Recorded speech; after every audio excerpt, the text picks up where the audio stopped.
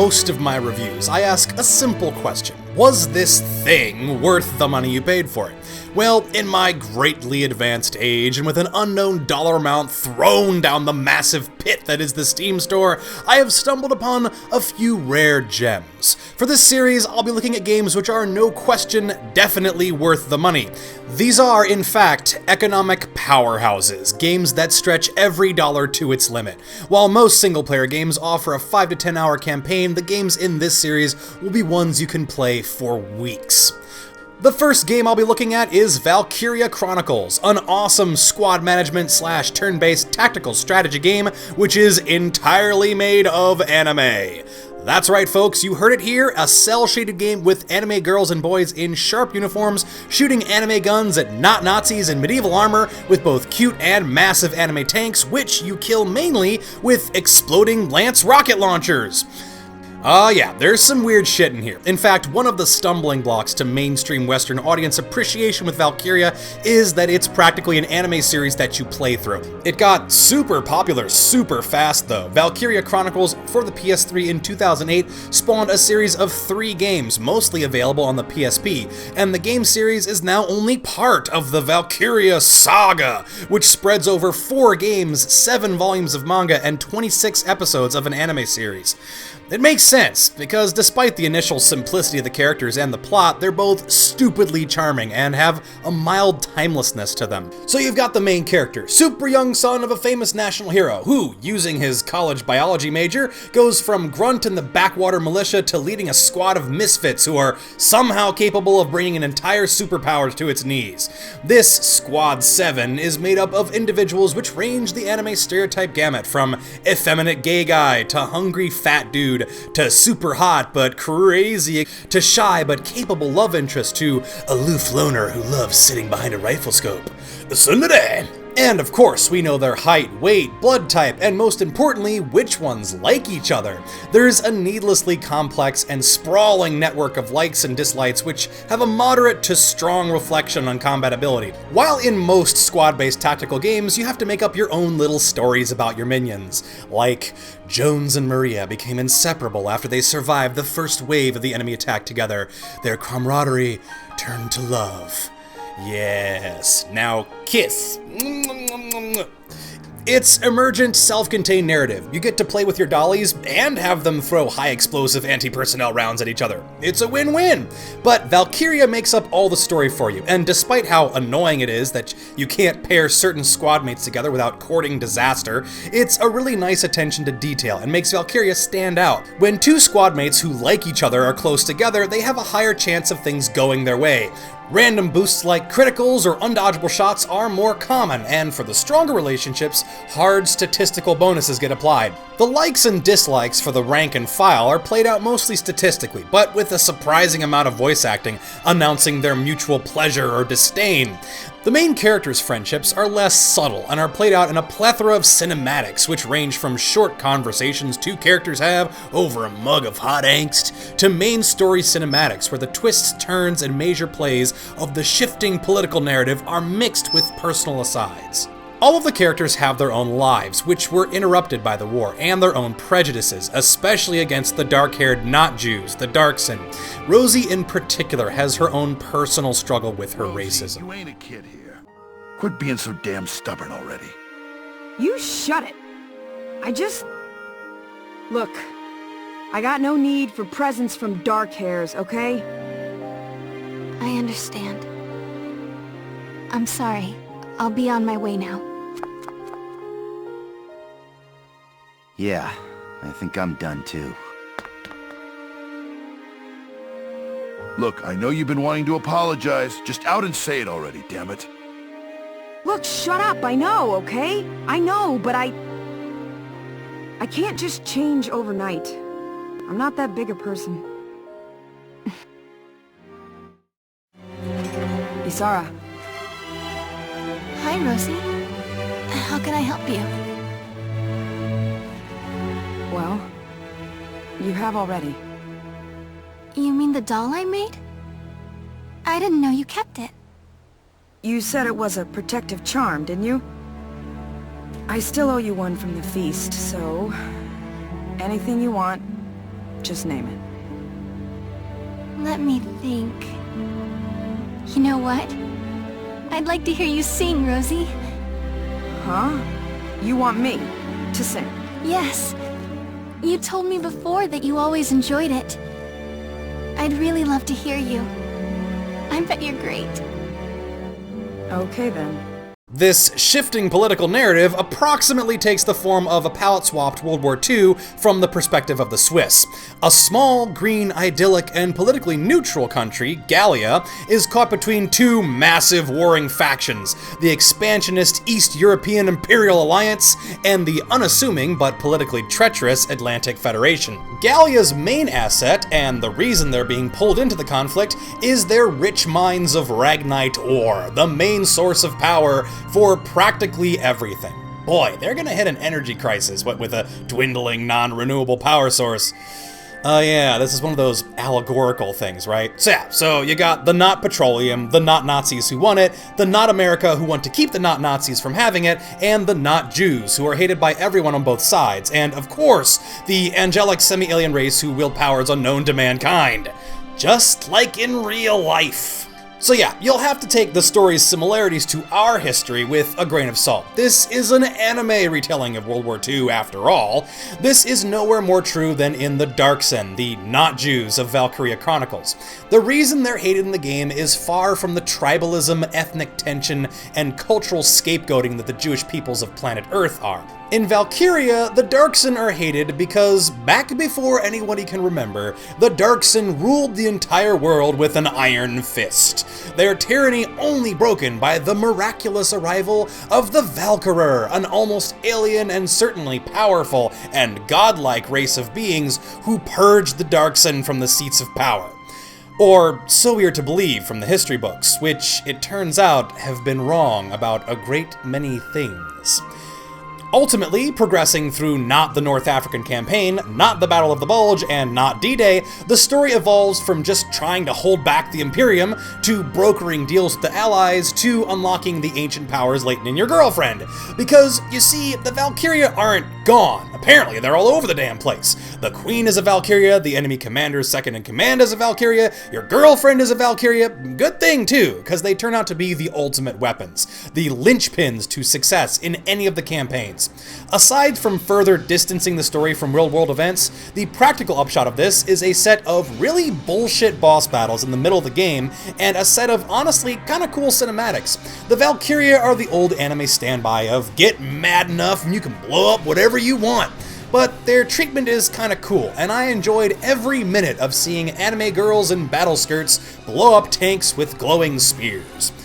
And just that little snippet of plot should give you an idea of how divergent the narrative is from what you might expect, and of its pleasant complexity. The twists and turns are unconventional enough to keep the story interesting while you engage in the unique third-person and map-based, turn-based tactics that make up the meat of the gameplay.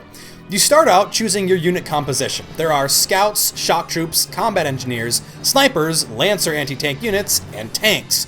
You choose who gets deployed where within certain unit limits set by the mission itself, and let loose the dogs of war! The very calculated, turn-based dogs of war. Every round, or combat phase, you get a certain number of command points, indicated by these golden medallions. Infantry all take 1 medallion to move, while tanks take up to 3 depending on their type. Once you pick a unit to move, you then get taken into a third-person view where you control that unit directly. Each unit has a pool of action points, which get used up as you move them. You can move a unit multiple times in a turn, but that unit will have a decreased pool of AP each consecutive command. You also get 1 action for a unit every time you use a command point, which can be attacking, using healing items, repairing a tank, or clearing a mine. You can get more command points by fielding one of the main characters, like Alicia, Rosie, Largo, etc., but you lose those command points if those characters end up biting it. Typically, your objectives will be to take all the enemy's bases and defend your own. At your bases, you can call in reinforcements, and your enemies can do the same at theirs. So attacking a base will have to be done swiftly before the enemy can reinforce a base you just weakened.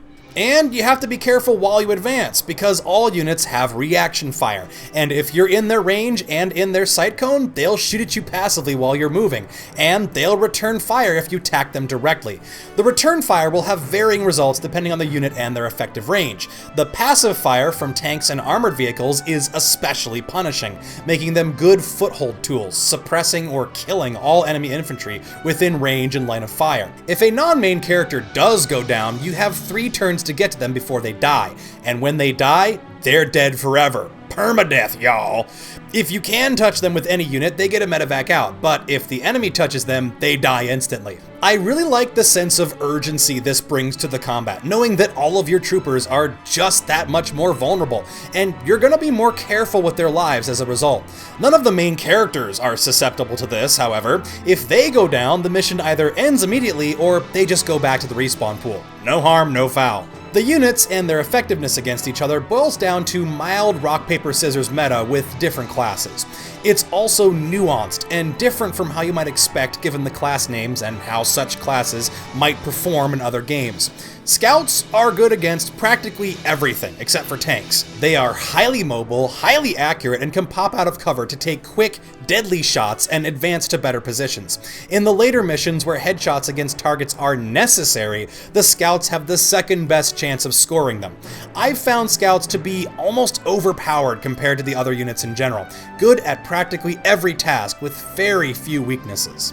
In direct contrast, the Shock Trooper class has less AP, they can't move as far with a single command point, and are therefore slower. The Shock Troopers have scattershot machine guns and can potentially do a lot of damage up close, but it never ends up working out that way. Again, the Shocks aren't particularly fast, so you'll have to trust that your enemy will get close to you, or that you can ambush them. Otherwise, your Shock Trooper will just take a ton of damage in transit and die before he can do anything. The Shock Troops seem, in general, underpowered. They're so slow that they're left behind by all the other units, and aren't very good at their chosen niche to boot. Their increased armor and health are their main positive qualities, and they can survive close quarters combat. It's just that the Scout can do the same thing, but at range, with less risk and less support needed. Snipers are equal parts sweepers and special tactics units, and function pretty similarly to how they would in real combat.